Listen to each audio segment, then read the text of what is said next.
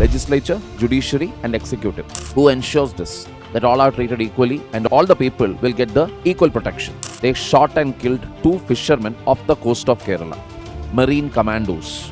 Any act passed by the parliament, any law passed by the parliament can be struck down by the Supreme Court if it is found to be violative of the constitution. Historically speaking, in 1991, Justice Ramaswamy was the first judge against whom an impeachment motion was moved. Ultimately, it is just nothing but cricket is nothing but, okay, you can call it a sports, but it's entertainment at the end of the day, especially IPL. I mean, we have so many agencies. CBI is there, Enforcement Director is there, Tax Department is there. Why don't we give it to them? Why did the Supreme Court intervene here? Hi everyone, welcome to PW IAS YouTube English channel. I'm back here with another chapter of NCERT Polity series. Before we head on with our discussion, very quickly, this is my official Telegram channel where you can reach out to me. The new public administration batch will be probably starting from November-December time period and it will be in English. Most important announcement, the comprehensive current affairs program which will be directly taken by me, where current affairs of the week as well as the backlogs from May 2025 will be covered. In addition to that, on Saturdays, you will be having a weekly summary session. The summary session will be coming live in YouTube. That means, in other words, the weekly current affairs, whatever we are having right now on Wednesdays, from the month of October onwards, it will be coming on Saturday. In-depth discussion, prelims-oriented, mains-oriented preparation, that will be only for those students who take up this course.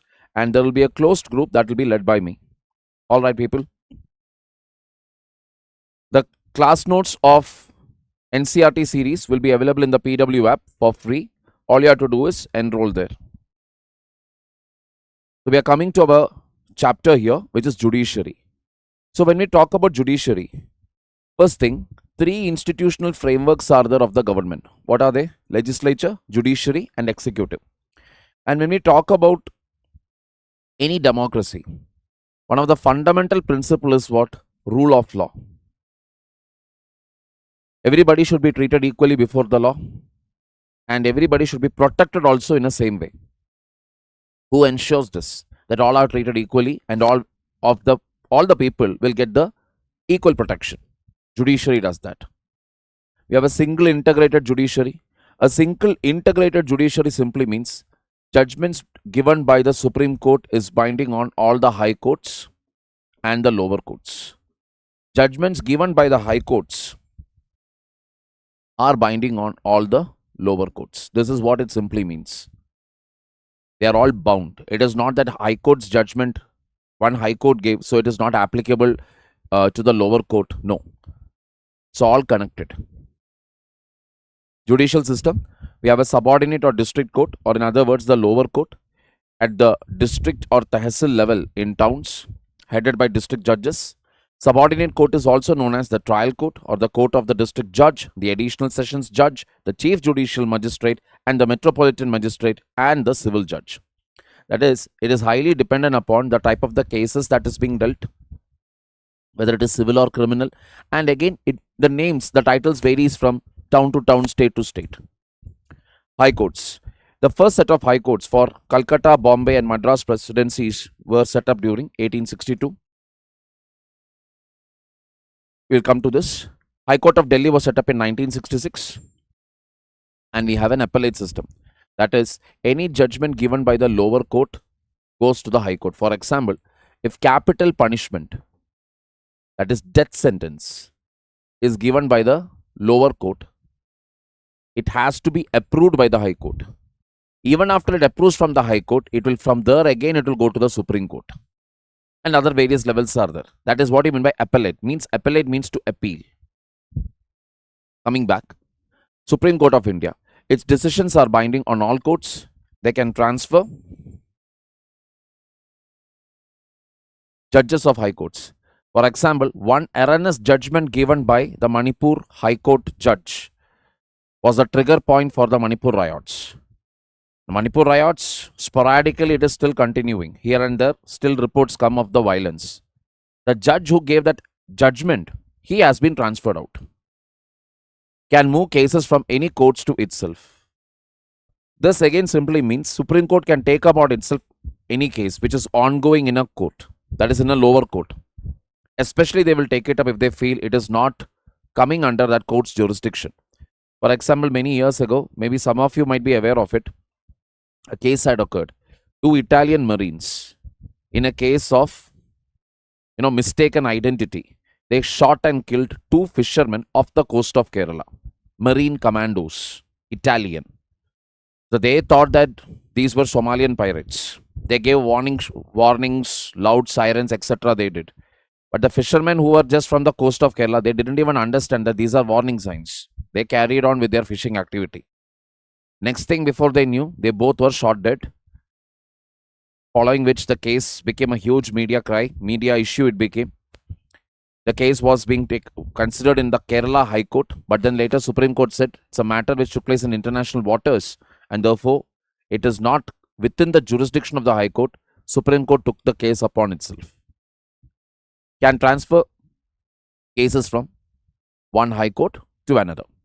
Again, certain cases where it is evident that there is too much of media reporting, so there is a chance that the judges may get biased. To ensure independence and fair trial, High Court can shift the case from one High Court to the other. High Court can hear appeals from lower courts, can issue writs for restoring fundamental rights. Writs are issued or rather restored through Article 226.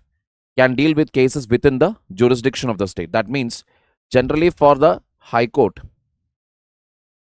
a High Court can look into all the cases that happens within the state.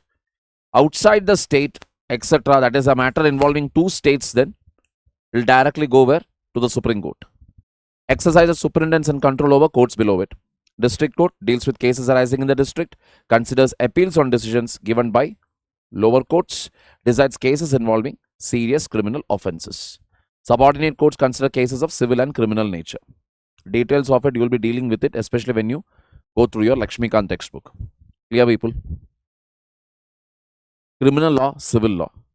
Criminal law, first of all, deals with conduct or acts that the law defines as offences. For example, theft, harassing a woman to bring more dowry, murder, etc. All that comes under criminal law. But basically, you have harmed someone. Physical harm is involved. That is what generally comes under the definition of criminal law.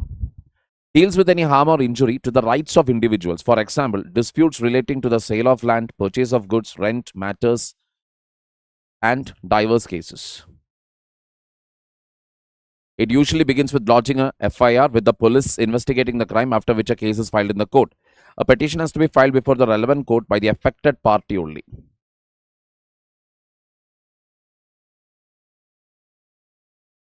In recent matter, either the landlord or the tenant can, in a rent matter, either the landlord or the tenant can file a case. If found guilty, accused can be sent to jail and also fined. The court gives a specific relief as for instance, in a case between landlord and tenant, court can order the flat to be vacated and pending rent to be paid. That means in civil cases, it is largely about fines and settling disputes. Here it is pretty much straightforward. There is a crime and then there is punishment. Alright, people. Role of judiciary. Judiciary can resolve the disputes between citizens. Right now, what is happening with regard to the settlement of the property of Karishma Kapoor's ex-husband, 30,000 crore worth property. So, that issue is going on. Citizens and government. The people have a problem with the government with regard to some issue. Anything it can be. Between two state governments, Kaveri water issue, between Tamil Nadu and Karnataka. Between center and state governments. Say for example, the Tamil Nadu government wanted to exit out of NEET exam. Then you have judicial review. Judicial review simply means any act passed by the parliament. Any act passed by the parliament, any law passed by the parliament can be struck down by the Supreme Court if it is found to be violative of the constitution. So that Article 13 actually gives the power to the Supreme Court to do judicial review. Mind you, judicial review is not mentioned anywhere in the constitution. Supreme Court gets that power from Article 13. For example, a law was passed by the central government where they said that a fact check unit will be set up for all the social media posts. This fact check unit will be from the government side where they'll check the facts of any post that is posted. And if it is found to be wrong, then fact check unit can ask the service provider, that is, be it Instagram, Facebook, Telegram, whatever, to take down the post. But this was struck down, this particular part, the fact check unit, this was struck down by the Supreme Court, telling that it is violative of Article 19, freedom of speech and expression. Upholding law and enforcing fundamental rights. That is the role of judiciary, to uphold the law and enforcing fundamental rights, to ensure that fundamental rights are properly enforced. Coming to judicial independence. Judicial independence, why it is necessary? To check the, first of all, the misuse of power. That is, no law is being passed which is violative of the constitution, or the executive doesn't do any action which is violative of the constitution. Executive, that is the government as well as the legislature, always works within the limits set by the constitution. Protect and maintain rule of law, to ensure that law is upheld. So if you really see, in our country, we have something called as procedure established by law.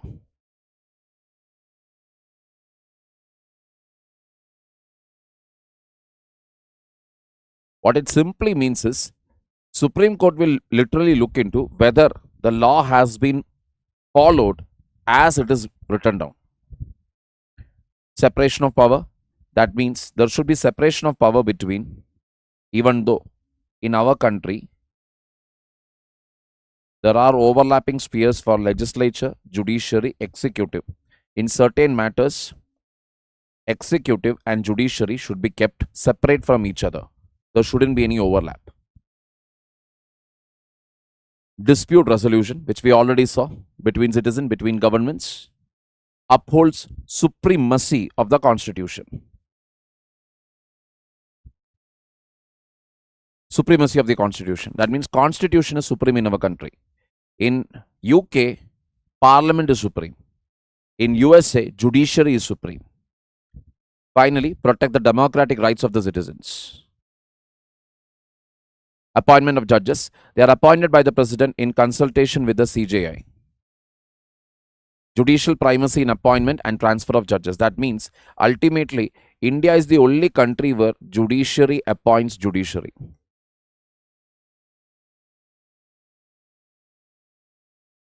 How? What are the qualifications? On what basis transfer is done? Are judgments passed by the judge considered before giving them a transfer or before giving them a promotion as the Chief Justice? None of this we know. None of this we know. It wouldn't have mattered if their salary was being paid by somebody else, then it wouldn't have mattered. But the reality is the Indian taxpayer pays for the salary of the Supreme Court, High Court, judges, etc. But we have no right to ask on what basis the judges are getting appointed. What is the merit there? Are we looking into any qualifications there, like educational? Is there any test or interview for this? Or are the judgments of the judges, respective judges, are they considered before even selecting them to the highest office in the highest judicial office in the country? None of this we know. In fact, in the world currently, this is the least transparent system.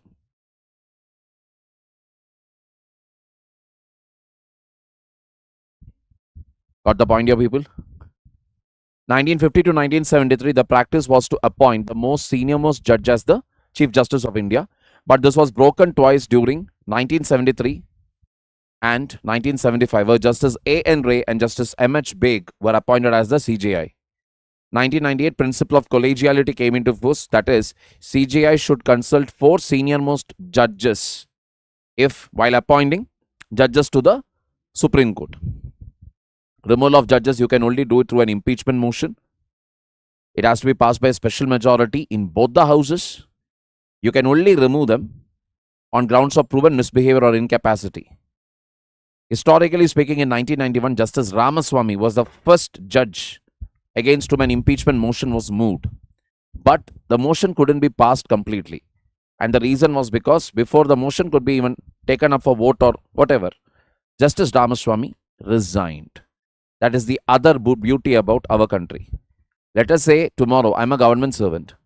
Okay, there is 3 or 4 corruption cases against me. CBI has initiated an inquiry against me, or the Central Vigilance Commission has initiated an inquiry against me. I am aware of it. What can I do here? All I have to do is resign or apply for VRS, voluntary retirement from service. Because I have resigned or because I have voluntarily retired, all the pending investigative procedures stops right there. It just stops. Because I'm no more in service, they won't carry on with the investigation. This is the practice in our country. And this is also the reason why many of the government servants actually feel the same thing. Let us be corrupt as much as possible. Anyway, one fine day when we'll get to know, okay, the heat is on us. That day we will just take VRS and go home. The crores, whatever we have amassed by cheating the taxpayer, that is intact. Future is secured for our great grandchildren. This is the thought process. Got the point here? Taking it further forward. Tenure of the judges, till retirement they can work. Protection to the judiciary. Salaries and allowances are not subject to the vote of the parliament. Not subject to the vote of the parliament means parliament cannot simply vary it. Once the salary is fixed, everything is fixed. That means once you are appointed as judges, your salaries are fixed. Afterwards, it cannot be changed. Decisions of the judges are immune from personal criticism. That means I cannot criticize a judge's wisdom when they give a judgment. For example, a High Court judge basically ruled in Mumbai many years ago that if the breast of a woman is pressed, where there is no skin to skin contact, but only through the fabric of the cloth, then it is not molestation. And even more better, it gets even more better than this. The guy who committed the crime was released. Within 48 hours, Supreme Court intervened, reversed the decision, gave orders to the cops to arrest him immediately and send him to jail. This is the quality of our judiciary. Getting the point here? Again, as you can clearly see, I have only criticized the wisdom of the judgment. I cannot target personally the individual there. I cannot call names on that judge. I cannot do that. Getting the point here? They have the power to penalize those who are found guilty of contempt of court. Guilty of contempt of court means either you did not follow the court's directions or you outrightly insulted the judiciary. On those grounds, contempt of court proceedings can be initiated against you. Parliament cannot discuss the conduct of the judges. That is the next part.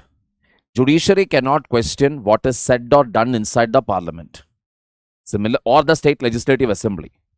That is the reason why, like I told you earlier, former Chief Minister of Jayalalitha, her sari was torn and her hair was pulled inside Tamil Nadu's legislative assembly.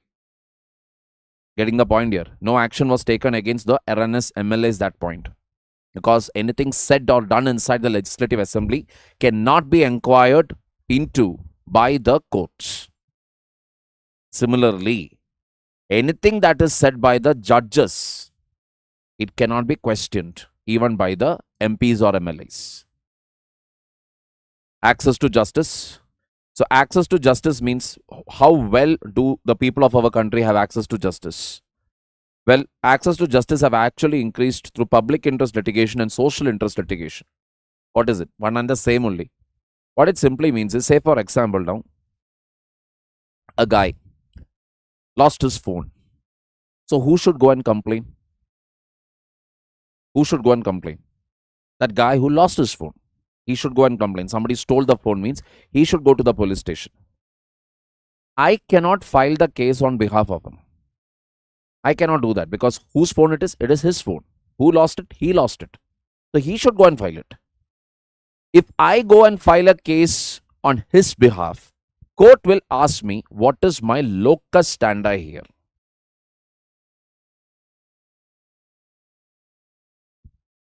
How am I related to it?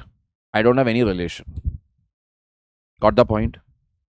But in the case of a public interest litigation, let us say tribal people, their land has been taken away by a private company. They are largely illiterate, like in our terms, they don't know to read English or they don't know about legal documents, anything. They are literate in their language, their culture, not in our language, our culture. Now, can I file a case on the behalf of the tribal people? Yes. Why? It's called a public interest litigation. In the interest of the public, I am filing a case.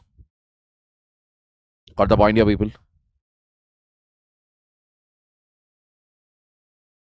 All right.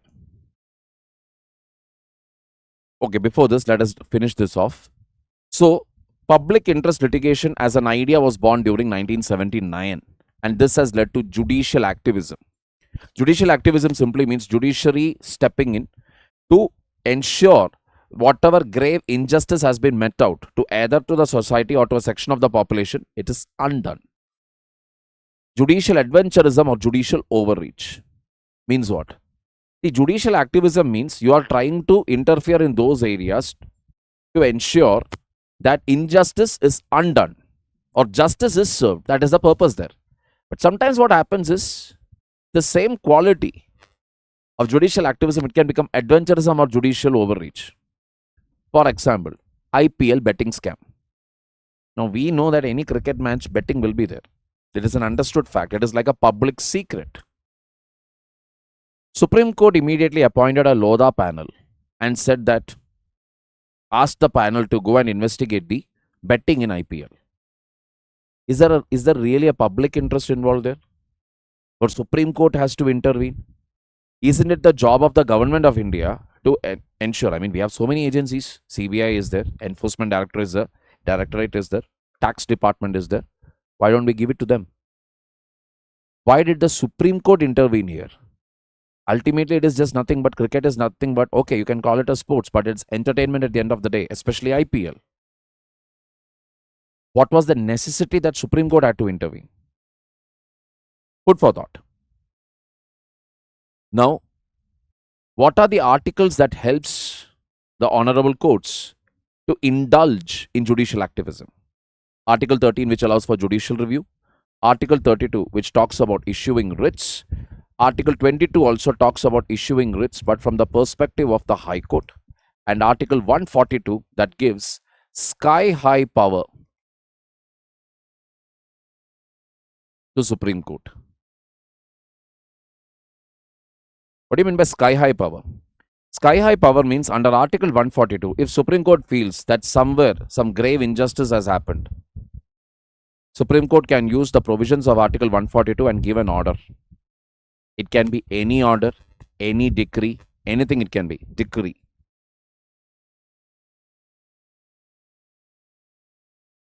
Got it? Judicial review is not mentioned in the Constitution.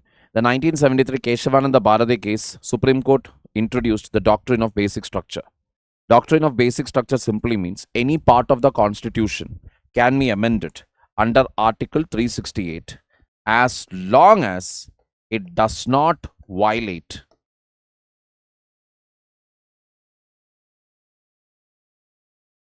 the basic structure of the Constitution. Clear? And finally, in the Indra Sawhney and others versus Union of India cases, okay, Supreme Court basically came to the grand conclusion about the reservation policies.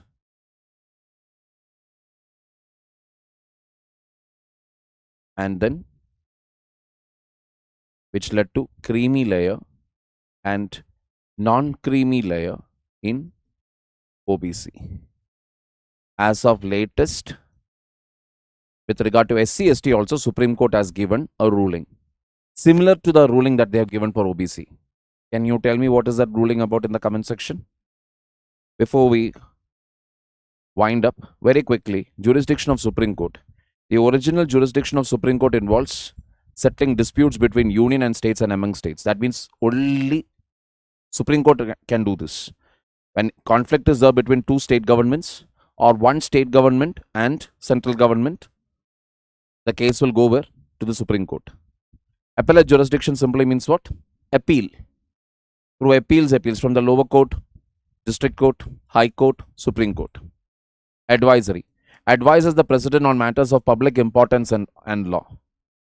Advise again, it is only an advice, not binding. Under Article 143. Remember it as I love you. President can seek advice of Supreme Court. Can issue writs of habeas corpus, mandamus, prohibition, certiorari, and quo warranto to protect the fundamental rights of the individual.